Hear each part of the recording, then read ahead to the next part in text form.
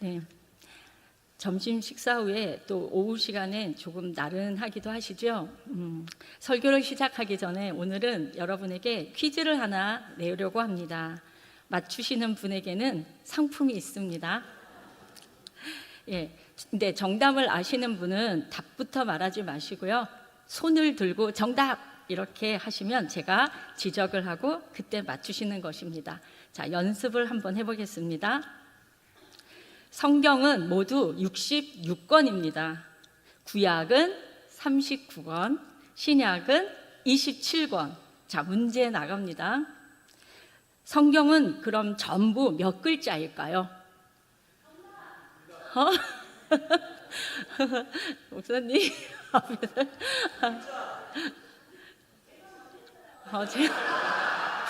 네, 목사님 좀 양보해 주세요. 우리 서경훈 권사님. 네, 맞습니다. 2글자입니다. 성경. 근데 어떡하죠? 이건 연습입니다. 네, 이런 식으로 하겠습니다. 이제 진짜 문제 나갑니다. 성경에서 가장 일찍 왕이 된 사람은 누구입니까? 네, 바로왕? 바로왕 맞습니까? 네, 맞습니다. 네, 태어나자마자 바로 왕이 된 사람이라서 바로왕이 정답입니다. 자, 이제 두 번째 문제입니다. 그러면 성경에서 가장 일찍 왕이 된 사람은 바로왕. 그렇다면 두 번째로 일찍 왕이 된 사람은 누구일까요? 어머, 다들 실력이 출중하시네요. 목사님. 네. 예, 제가 지적을 안 했는데 대답했으니까 땡. 자, 느부갓네살 맞나요? 네, 맞습니다. 느부갓네살. 이제 갓 4살에 왕이 되었습니다. 네, 맞추신 분께 우리 저기 뒤에서 이 목사님이 상품을 전해드리도록 하겠습니다. 네, 재미있으셨어요? 오늘 계속 퀴즈 대회만 해야 할 분위기인데요. 다음에 또 즐거운 퀴즈 대회가 있다면 한 번 더 해보겠습니다.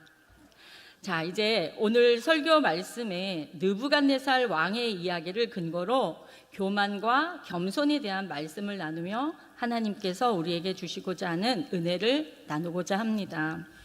먼저 오늘 우리가 읽은 그 본문의 배경을 잠시 보겠습니다. 어느 날 바벨론의 느부갓네살 왕이 꿈을 꾸었습니다. 눈앞에 거대한 나무 한 그루가 나타났습니다.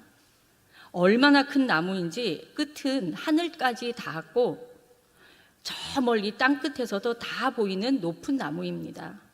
무성한 잎사귀는 아름답기가 그지없고 또 열매는 얼마나 많은지 사람들은 물론이고 짐승들까지 다 그 열매를 먹으러 나무 밑으로 모여듭니다.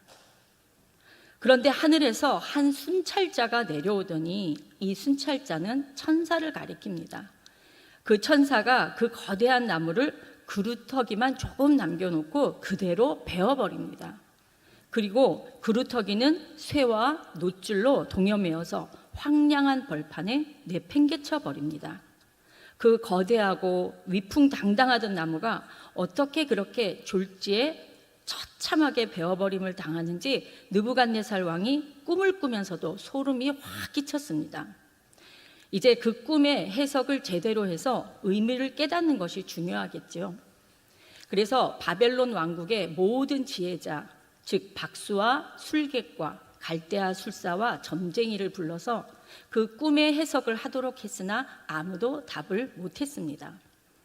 너무 답답한 왕이 이제 다니엘을 불러서 그 꿈의 해몽을 요청했더니 다니엘은 성령에 감동되어서 왕에게 쭉 해몽을 해주었습니다. 그 내용은 다음과 같습니다. 우리 4장 22절부터 보시면 왕이여 이 나무는 곧 왕이시라.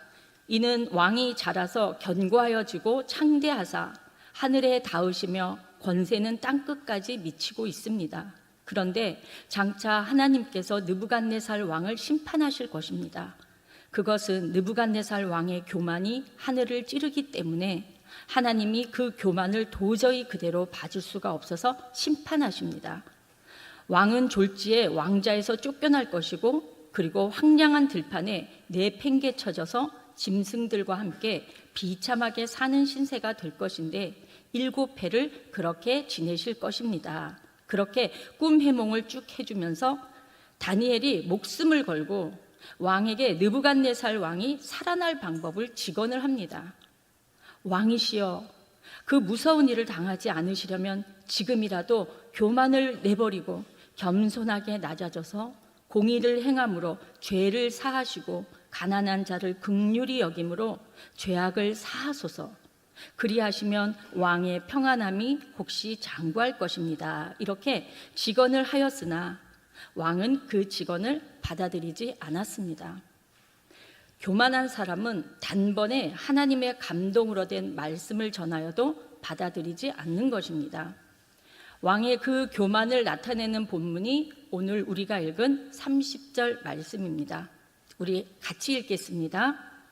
나 왕이 말하여 이르되 이 큰 바벨론은 내가 능력과 권세로 건설하여 나의 도성으로 삼고 이것으로 내 위엄의 영광을 나타낸 것이 아니냐 하였더니, 이렇게 바벨론의 영광은 느부갓네살 자신이 이룬 것으로 드러내며 교만한 마음을 가지고 내 위엄과 영광을 호언장담하였더니 느부갓네살 왕이 꿈에 본 그 일들이 그대로 다 이루어졌다고 성경은 말씀하고 있습니다.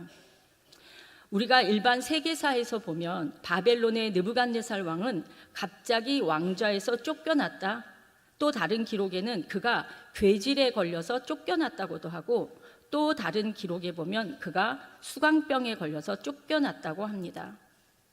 수광병이라는 병은 정신 착란이 와서 자신을 짐승처럼 여기면서 짐승처럼 행동하고 짐승의 울음소리를 내고 하는 병입니다. 왕이 갑자기 미쳐서 짐승의 울음소리를 내고 짐승처럼 행동하니까 나라가 난리가 났겠죠. 결국 느부갓네살은 신하들과 백성들로부터 왕위에서 내침을 당하고 성경 말씀대로 들판에서 이슬을 맞으며 들짐승과 함께 사는 신세가 되고 말았습니다. 혹시 그림이 있으시면 보여주시겠어요? 네, 지금 성경에서 말씀한 수광병이 바로 저런 모습을 하고 있다는 것입니다. 또 한 장 있습니다.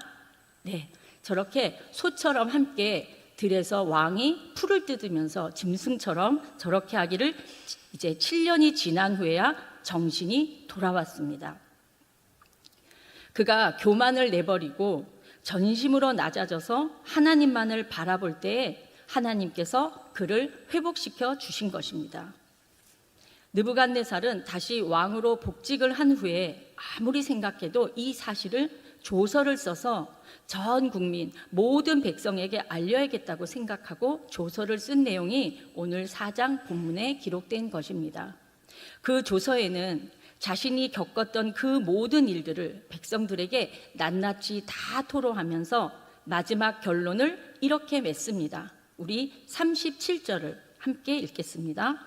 그러므로 지금 나 느부갓네살은 하늘의 왕을 찬양하며 칭송하며 경배하노니 그의 일이 다 진실하고 그의 행하심이 의로우심으로 교만하게 행하는 자를 그가 능히 낮추시니라. 아멘. 결국 그가 스스로 교만했다는 사실을 인정하고 있습니다. 사랑하는 성도 여러분, 오늘 다니엘서 4장을 묵상하면서 우리가 명심해야 할 것을 2가지로 요약해 본다면, 첫째로 교만은 죄 중에서도 가장 무서운 죄라는 사실입니다. 하나님은 교만을 얼마나 싫어하시는지 거대한 나무와도 같은 자도 한순간에 베어버리실 정도로 하나님은 교만을 정말 싫어하십니다.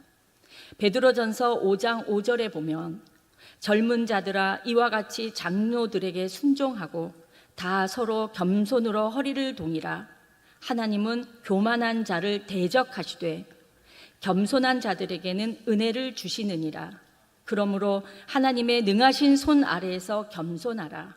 때가 되면 너희를 높이시리라고 권면하고 있습니다. 하나님은 교만한 자를 대적하시는데 사람을 시켜서 대적하는 것이 아니고 하나님이 직접 대적하신다고 하니 얼마나 무서운 말입니까? 오늘 우리 모두는 이 말씀 앞에 우리 자신들을 한번 돌아볼 수 있어야 하겠습니다. 교만을 뜻하는 라틴어로는 수페르티아라고도 하고 엘라티아라고도 한대요. 그런데 이 모든 뜻이 다 자신을 탁월하다, 우쭐하게 하다, 높인다는 뜻입니다. 즉 자신을 높이려고 하는 집요하고 끈질긴 욕망이 바로 교만입니다. 여러분, 마귀가 어떻게 마귀가 되었을까요? 아주 먼 옛날에 천사 루시퍼가 타락해서 마귀가 되었습니다. 그가 타락한 이유를 이사야 14장 12절 이하에 보면 너 아침의 아들 계명성이여, 계명성이 루시퍼입니다. 어찌 그리 하늘에서 떨어졌으며 너 열국을 엎은 자여 어찌 그리 땅에 찍혔는고. 내가 내 마음에 이르기를 내가 하늘에 올라 하나님의 뭇별 위에 내 자리를 높이리라. 내가 북극 지폐의 산 위에 앉으리라. 가장 높은 구름에 올라가 지극히 높은 이와 같아지리라 하는도다.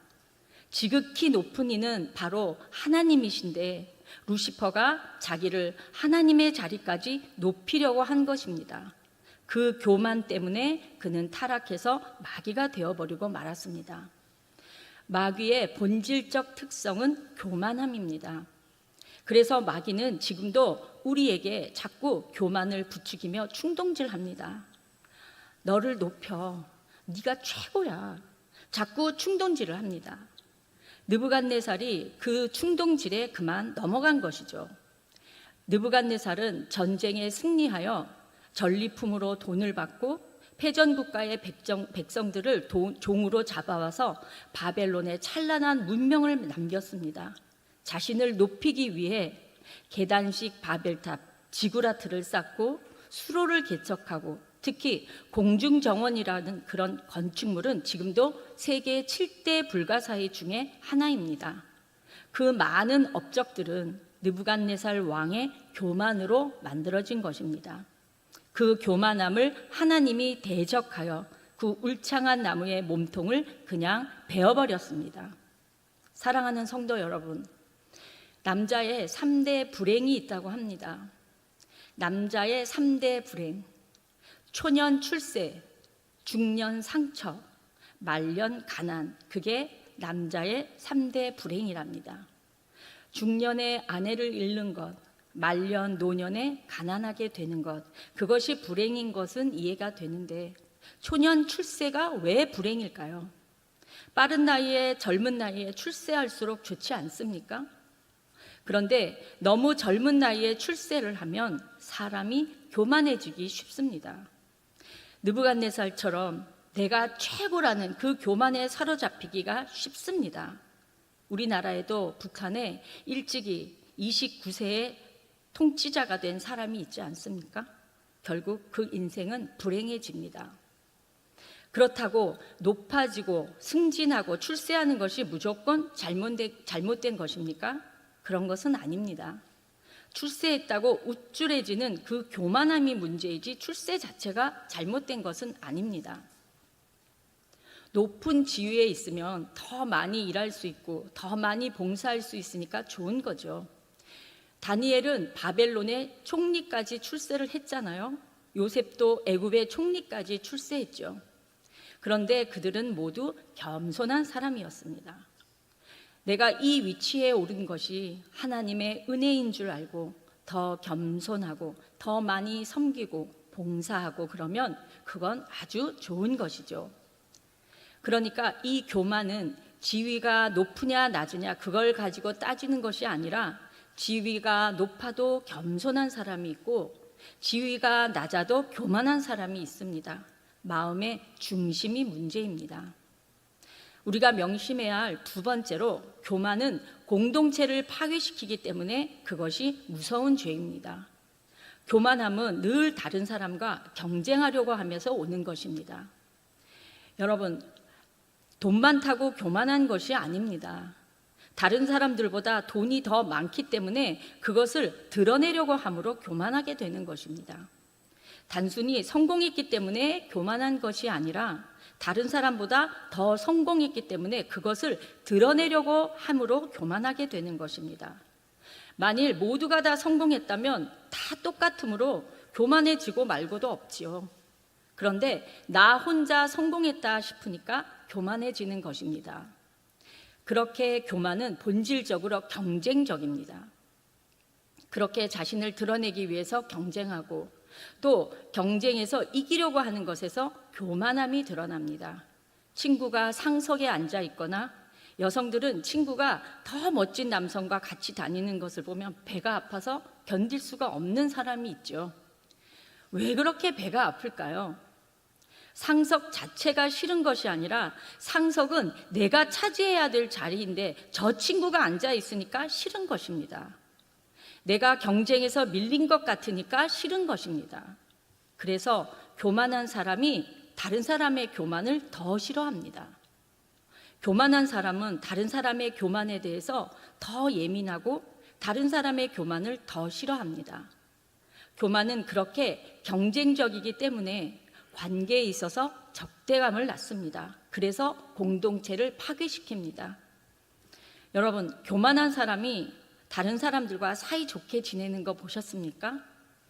교만한 사람은 나보다 잘난 사람이 세상에 단 한 명만 있어도 그걸 그냥 보면 참고 있지를 못하는 사람입니다. 그래서 관계가 파괴됩니다. 다른 죄들은 관계만큼은 좋을 수가 있습니다. 예를 들면 술을 즐겨 하시는 분들은 술꾼들끼리는 형님, 동생 하면서 사이가 좋지 않습니까?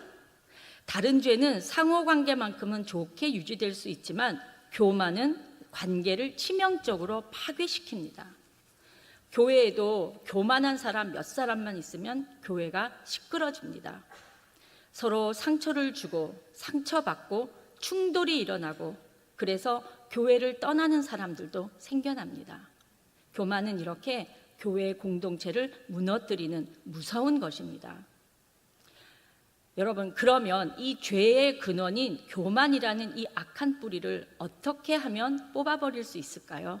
두 가지 측면에서 살펴본다면 첫째는 하나님 앞에서 자신을 돌아보아야 합니다. 인간이 자기의 실상을 바로 깨달을 수 있는 곳은 하나님 앞에 섰을 때입니다. 거룩하신 하나님 앞에 섰을 때에 내가 얼마나 추하고 더러운 존재인지를 바로 깨닫게 됩니다. 이사야가 성전에 들어가서 하나님의 영광 앞에 섰을 때 그가 뭐라고 했나요? 이사야 6장 5절에 보시면 그때 내가 말하되 화로다 나여 망하게 되었도다. 나는 입술이 부정한 사람이요 나는 입술이 부정한 백성 중에 거주하면서 만군의 여호와이신 왕을 배웠음이로다 하였더라. 하나님 앞에서 자신의 부정함, 자신의 불결함을 깨달으면서 이사야가 가슴을 치며 화로다 나여 망하게 되었도다 토로하며 회개하는 것입니다. 또 누가복음 5장 8절에 보면 베드로가 예수님을 처음 만났을 때 이렇게 말합니다. 시몬 베드로가 이를 보고 예수의 무릎 아래 엎드려 이르되 주여 나를 떠나소서 나는 죄인이로소이다. 그물이 터질 정도로 물고기를 잡은 베드로는 주님, 물고기가 그곳에 있는 것을 어떻게 하셨습니까? 할렐루야! 그렇게 말하지 않았습니다. 주여 나를 떠나소서 나는 죄인입니다. 그래서 우리도 자기 자신을 하나님과 말씀 앞에 세워 보아야 합니다. 말씀의 밝은 빛 앞에 자기 자신을 비추어 보아야 합니다. 내 생각과 내 행동과 내 말의 습관, 언어의 종류를 비추어 보면 내가 얼마나 교만하고 더럽고 추한 죄인인지를 깨닫게 되는 것입니다. 그래서 스스로 자신을 낮출 수 있게 되는 것이죠. 주여 나를 떠나소서 나는 죄인입니다. 이 고백이 넘치게 될 것입니다. 이 교만의 뿌리를 뽑아버릴 수 있는 두 번째 방법은 하나님만 자랑하는 훈련을 해야 되겠습니다. 마태복음 5장에는 예수님의 첫 설교를 하시는 그 첫 번째 말씀이 심령이 가난한 자는 복이 있나니 천국이 저희 것이미요 라고 하셨습니다. 심령이 가난한 자가 누구입니까? 겸손한 자입니다. 겸손한 자는 천국이 저희 것이며 천국 백성이라는 것입니다. 그는 천국 백성이기 때문에 그래서 자나깨나 하나님만을 자랑하는 것입니다. 입술을 열면 하나님만 내세우고 자랑하고 높이고 찬양하게 되는 것입니다. 빌립보서 3장 3절에 하나님의 성령으로 봉사하며 그리스도 예수로 자랑하고 육체를 신뢰하지 아니하는 우리가 곧 할례파라. 이것은 하나님 자랑하고 예수님 자랑하는 것입니다. 여러분, 대화할 때도 언제나 하나님이 하셨습니다. 하나님이 인도하셨어요. 하나님이 역사해 주신 것입니다. 늘 하나님이 주어가 되어야 하겠습니다. 내가 주어가 되면 그는 교만한 사람입니다. 느부갓네살 왕처럼 자신을 높이는 것이 교만이라고 말씀드렸죠. 베드로전서 5장 6절에는 그러므로 하나님의 능하신 손 아래에서 겸손하라. 때가 되면 너희를 높이시리라. 스스로 자기를 높이면 낮아지고 낮추면 높아집니다. 겸손한 자를 하나님이 높여주십니다. 이제 우리가 본문을 보며 말씀을 마무리하겠습니다. 오늘 우리가 읽은 다니엘서 4장 37절을 다시 한번 읽겠습니다. 그러므로 지금 나 느부갓네살은 하늘의 왕을 찬양하며 찬송하며 경배하노니 그의 일이 다 진실하고 그의 행하심이 의로우심으로 교만하게 행하는 자를 그가 능히 낮추심이라. 사랑하는 성도 여러분, 교만한 느부갓네살 왕은 하나님께서 꿈과 환상으로 사전에 경고를 받았고 또 성령 충만한 다니엘이 그것을 잘 해석해 주었음에도 불구하고 결국 그 교만함을 버리지 못하다가 그 찬란한 바벨론 제국의 왕에서 쫓겨나 7년 동안 들판에서 동물처럼 풀을 뜯어먹고 나서야 하나님 앞에서 하나님을 인정하며 회복을 얻었습니다. 오늘 이 성경 말씀이 우리에게도 겸손하라고 그렇게 경고를 주시고 계십니다. 오늘 이후로 말씀 앞에 우리를 내어놓고 어떤 모양이라도 교만함을 버리고 우리 말씀에 순종하는 주님의 참 제자가 다 되시기를 예수 그리스도의 이름으로 축원합니다. 기도하겠습니다. 거룩하신 하나님 아버지, 오늘 느부갓네살 왕의 교만으로 인하여 어떤 징계를 하나님으로부터 받았는지를 보았고 또 그 징계에서 어떻게 회복되었는지를 살펴보았습니다. 우리도 시시때때로 교만으로 인하여 넘어지며 교회 공동체를 힘들게 하였음을 이 시간 회개합니다. 더 이상 마귀의 간교한 유혹에 넘어지지 않고 성령 충만함으로 승리하는 삶을 살게 하여 주시옵소서. 어느 순간이라도 내가 나를 높이려고 하지 말고 남을 낮게 여기며 긍휼히 여기며 하나님을 향하여 가난한 심령으로 살아갈 수 있도록 인도하여 주시옵소서. 예수님의 이름으로 기도합니다. 아멘.